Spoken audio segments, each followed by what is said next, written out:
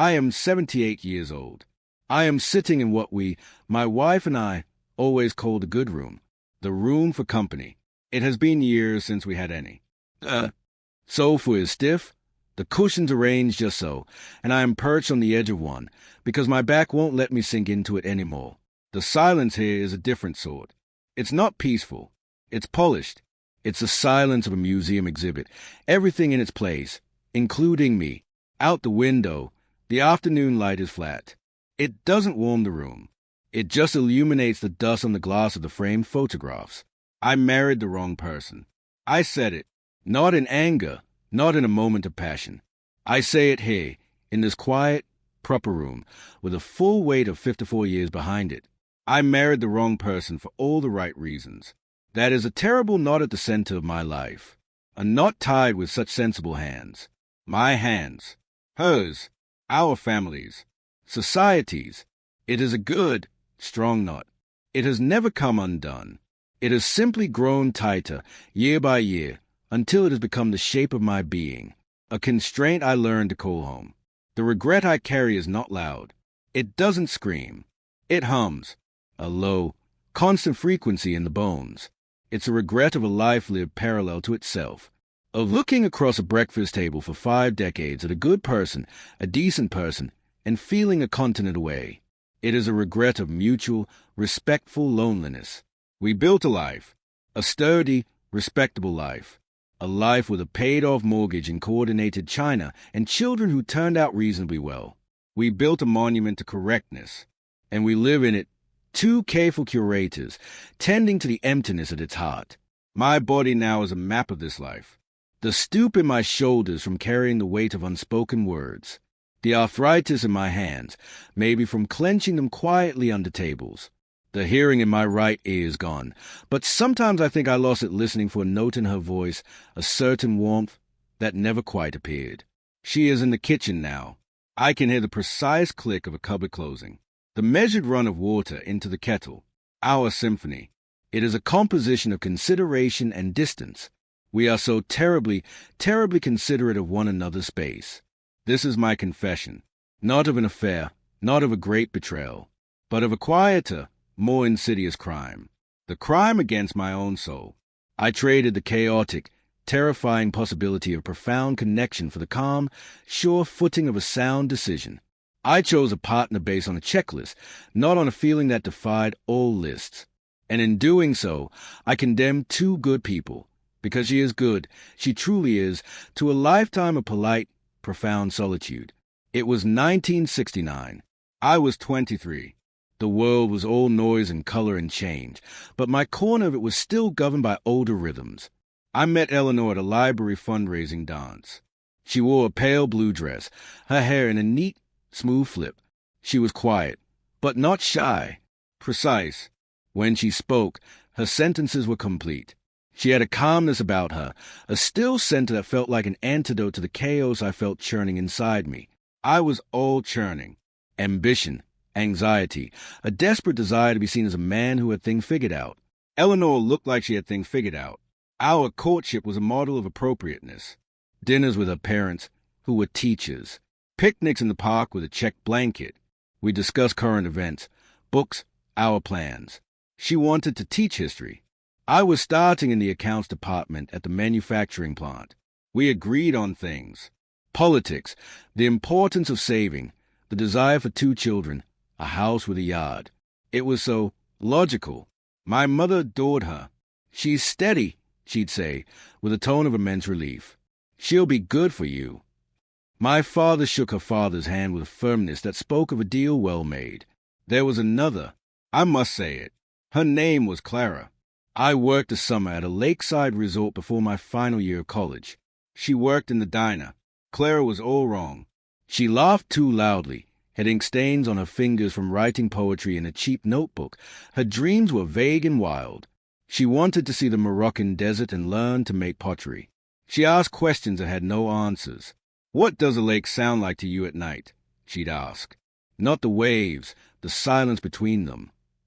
Being with her was like being in a constant, gentle earthquake. Nothing was steady. Everything was terrifyingly, wonderfully alive that I ended it with Clara when I went back to school. It was the sensible thing. What was I going to do? Run off with a waitress who dreamed of deserts? I gave her a copy of Khalil Gibran's A Prophet. She cried, but not with sadness, with a kind of furious understanding. "You're choosing the paved road," she said. "Just remember, it only goes where it's already been." I thought it was romantic nonsense. The arrogance of youth. I chose the architect, not the earthquake. I proposed to Eleanor on a bench in the Botanical Gardens, a location we both approved of for its beauty and order. She said yes, with a serene smile, and placed her hand, cool and dry, in mine. The wedding was in her family's church. My tie was straight. Her dress was white. Everyone beamed. We were a perfect picture. A merger of two stable, upwardly mobile families. A union built on shared values, mutual respect, and a clear path forward. Love, we assumed, was something that would grow from such fertile, sensible soil. We never asked if the seed was even there. On our honeymoon, a week in Niagara Falls, we shared a twin-bedded room in a respectable hotel. The roar of the falls was a constant background noise. In bed, we were careful, polite. It was less adjoining than a negotiation of two separate bodies. Afterwards, she would pat my arm and say, "That was nice," before turning to her side to sleep. I would lie awake, listening to the distant, monumental crash of water, and feel a hollow opening up inside me, vast and quiet.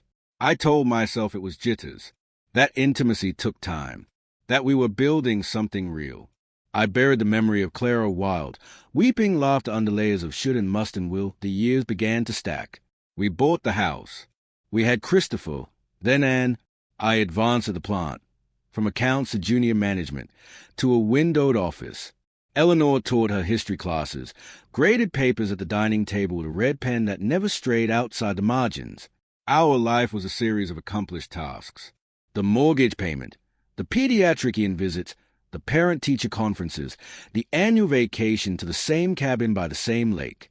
The distance between us didn't appear as a crack. It was a sediment, settling layer upon microscopic layer, year upon year. We became experts in the silent language of coexistence. The way she would set her book down a little too firmly if I turned the television on. The way I would spend an extra half hour in the garage, tinkering with nothing, to avoid the pressurized quiet of the living room after the children were in bed. Our conversations were bulletins. The Hendersons are getting a new car. The gutter needs cleaning. Your mother called. We shared a bed, a bathroom, a name on holiday cards, but we inhabited separate emotional planets. I'd try, sometimes. I'd come home with flowers, and she'd thank me, put them in water, and comment on the practicality of carnations lasting longer than roses. I'd try to talk about a strange feeling I had, a melancholy I couldn't name, and she'd suggest a vitamin supplement or a checkup. She wasn't being cold. She was being practical. My chaos had no place in her ordered system, so I stopped introducing it. The children felt it, I think. They grew up in a house of low-grade, ambient tension. Not fighting, but a carefulness. They learned to present their needs as logical proposals. They became little diplomats. Christopher buried himself in science phase and in thick novels. They left for college with a haste that was polite but definitive. The house, once filled with their noise and clutter, snapped back into a sterile order that was breathtaking in its silence. We were left with the artifact of our life together, perfectly preserved and utterly empty. We filled it with routine. Wednesday was grocery day. Thursday, leftovers. Friday, we watched a documentary on PBS. Sex became a quarterly event, like a tax payment, forgotten almost as soon as it was completed. We had friends, couples like us, with whom we'd play bridge and discuss retirement plans. We were a solid couple. "You two are the rock," our friend Gary said once, raising a glass to us. Eleanor smiled, a tight, pleased smile. I sipped my drink and felt the rock sitting in my stomach. The cost was not a single bankruptcy. It was death by 1,000 tiny withdrawals. The withdrawal of touch that meant more than a signal. The withdrawal of a glance across a room that held a secret joke. The withdrawal of being known, truly, messily known, and accepted anyway. We lived side by side, two parallel lines running endlessly forward, never converging, never diverging, just forever the same measured distance apart. I'd look at her sometimes as she carefully folded a napkin, and I would think, "Who are you?" And then, with a chill, "Who am I with you?" We had become custodians of a life, not participants in it. The fire we were supposed to tend had never been lit. We just kept admiring the pristine heart that IT was 5 years ago. I was 73. Eleanor had a hip replacement. It was a scheduled, successful procedure. I drove her home, got her settled in the adjustable bed we'd rented, managed the medications, the meals. I was a model of efficiency. A good husband. One afternoon, she was sleeping, and I was in the kitchen washing a teacup. The sun was coming in, and a sparrow was pecking at the windowsill. A deep, profound fatigue washed over me. It wasn't from the caregiving. It was a fatigue of 50 years. It felt like the final grain of sand that makes the pile collapse. I realized, with a clarity that was absolutely physical, that if I dropped dead at that moment, washing this cup, my last thought would not be of love for the woman sleeping in the next room. It would be a bland wonder about whether I'd remembered to put the garbage out for Tuesday pickup. My epitaph would be written in task completed. My marriage, the central architecture of my life, would be summarized as a long and stable union. Stable, like a table, useful, solid, incapable of movement. I went and stood in the doorway of the bedroom. Eleanor was propped up, her face slack with sleep and painkillers, her gray hair neat against the pillow. I looked at her, this stranger I had lived with for a half-century. I felt a surge of something, not hatred, not even anger. It was a devastating, lonely pity. For her, for me, for the two young people at that library dance who had no idea what they were signing up for, who thought compatibility was a substitute for communion. I thought of Clara. I hadn't in decades. I wondered, with a sudden, acute pain, what that life would have been. Not a perfect life. Certainly a harder one. Probably messier, poorer, less respectable. But perhaps a life where I felt seen. Perhaps a life with arguments that ended in laughter, not silence. Perhaps a life where my deathbed thought wouldn't be about the garbage. That was the turning point. The moment the veil didn't just lift, it dissolved. I saw the entire, elegant structure of my life for what it was, a beautifully crafted cage. And I saw that the door had never been locked. I had simply chosen, every single day, to stay inside because it was safe, clean, and expected of me. The tragedy wasn't that I was trapped. The tragedy was that I was the warden. I never spoke of this to Eleanor. What would be the point? To shatter her reality, her sense of a life well lived, for my own catharsis, that would have been the final, unforgivable cruelty. So I absorbed the knowledge. I let it settle into that hollow space that had been there since Niagara Falls. It filled it, finally, not with warmth, but with a cold, unshakable truth. The opportunity for a different kind of life, a true kind of life, was not just over. It had never really begun. I had voted against it with every sensible choice I ever made, so here I am. 78. The hip healed. The routine reestablished. We are two old satellites in a stable, silent orbit. The things that cannot be fixed are not dramatic. They are the texture of my everyday. It is the utter safety of our conversations. We will never hurt each other with the truth, because we traffic only in facts. It is a way I know exactly how she will react to any given situation, and the crushing boredom of that certainty. It is a physical space between us in this king-size bed, a continent of good manners and unused pillows. It is the photos on the mantel. Our wedding photo, young and hopeful. The children's graduations. A cruise we took to Alaska. To anyone else, it's a gallery of a full life. To me, it's a museum of moments observed, not fully inhabited. I was there, but was I ever there? Was I ever dissolved in joy, or shattered by a shared grief? No, I was appropriate. The house is full of objects we chose together. The good sofa, the grandfather clock that chimes with a dutiful, heavy tone, the china cabinet with service for 12 that has never been used. They are old tombstones to a passion that never died because it never lived.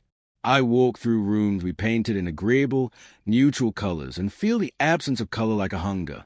The deepest wound is a loneliness. But it's not the loneliness of being alone. I am rarely alone. Eleanor is right here. It is the loneliness of being unmet. of having a soul that hums a tune no one else in your world can hear, not because they are deaf, but because you carefully, deliberately married someone who speaks a different musical language entirely. You made a life where your song must remain forever internal, a muted, private soundtrack to a public performance. I think of the conversations I will never have, the confessions that will go to the grave with me, the silly, private nicknames we never had, the way she never once called me by a name that wasn't my own. I am David. Always David. I will die David. I will never know what it is to be called something else by a lover, something that holds a history of 1,000 shared jokes and secrets. This is a permanent reality. Not a storm, but a drought, a long, slow drying up of the spirit. We are not unhappy in the way people think of unhappiness. We are not weeping. We are simply arid. We tend to our shared desert with scrupulous care. We are the wrong person for each other, and we have built a magnificent monument to that wrongness. To leave now would be an act of vandalism. So we stay. We are the caretakers of our own museum of might have. Beans, if you are young, and you are listening to this, you may feel a chill. Or you may think, this old man is just bitter. I am not bitter. I am chloride. And I am talking to you now, not as a sage, but as a ghost of a future you might choose. You will be told to look for someone responsible, kind, stable, someone with good prospects who shares your values. And those are not bad things, but they are the floor, not the ceiling. Do not mistake the foundation for the house. If you are with someone because it makes sense on paper, because your family approves, because you are afraid of the glorious, terrifying uncertainty of a connection that has no sensible reason to exist, please, listen to me. The paper will yellow. Your family will not live your life for you, and fear is a cowardly architect. Look for the person who unsettles you, not in a bad way, but in a way that expands you. The one whose mind is a place you want to wander in, not just visit. The one whose silence feels like companionship, not judgment. The one who sees the chaos in you and doesn't want to tidy it up, but to dance with it. The person you can be bored with, not just beside. Do not marry a set of qualities. Marry a person, a specific, singular, irreplaceable soul. And make sure your soul recognizes as in a way that defies logic. Logic will get you through a budget meeting. It will not warm you when you are old and the bones ache and the world has shrunk to the size of a few quiet rooms. You will think there is time. You will think, I can build the love later. First, let me build a life. It is a lie. The life you build will become the mold that sets around you. The habits of distance, the language of practicality, they harden like cement. One day you will wake up and the cement will be dry, and you will be set in it, a statue of a husband, a statue of a wife, facing each other forever across an immovable gap. Do not fear the quarrel that leads to a deeper understanding. Fear the peace that is merely the absence of conflict. Do not fear the relationship that is hard work. Fear the one that requires no work at all, because nothing is growing there. You are not planting a tree.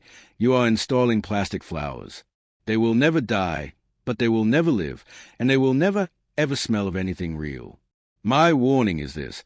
The right reasons are the wrong reasons if they ignore the wild, irrational cry of your own heart. Your heart is not a fool. It is the only part of you that knows the truth. Your brain will list pros and cons. Your heart will simply say yes or no. Listen to it, even if it's whispering, especially if it's whispering. I drown mine out with the loud, sensible voices of everyone else.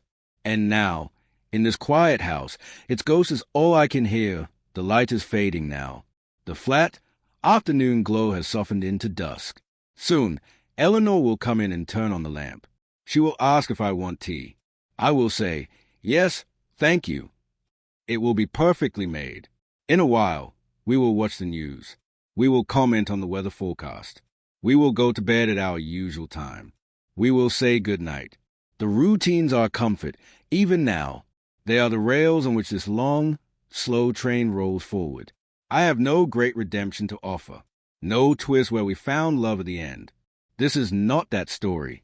This is a story of a choice made with the best of intentions that defined a lifetime. The love we have is real in its way. It is a love of two soldiers who have shared a long, uneventful posting. A loyalty forged in shared duty. There is respect, There's Kay, but there's no fire. There never was. When I am gone, she will tidy up. She will donate my clothes, keep the photographs, likely stay in this house with its silent rooms. She will speak of me with fondness, I think, and a certain distance. He was a good man. And I was a good man. I was reliable. I provided. I was faithful. I check every box on the list of a good husband. And I failed at the one thing that wasn't on the list, being a true companion to her soul and allowing her to be one for mine. So this is where it ends.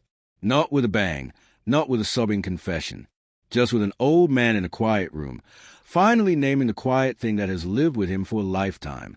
The ghost of the other road. The echo of a laugh by a different lake. The terrifying, beautiful life I didn't choose. The kettle is whistling in the kitchen. A short, sharp sound in the stillness. It will stop in a moment. Then there will just be the hum of the refrigerator, the tick of the grandfather clock in the hall, and this immense, polished silence. I sit within it. I am part of it. I built it, one sensible, reasonable, right decision at a time.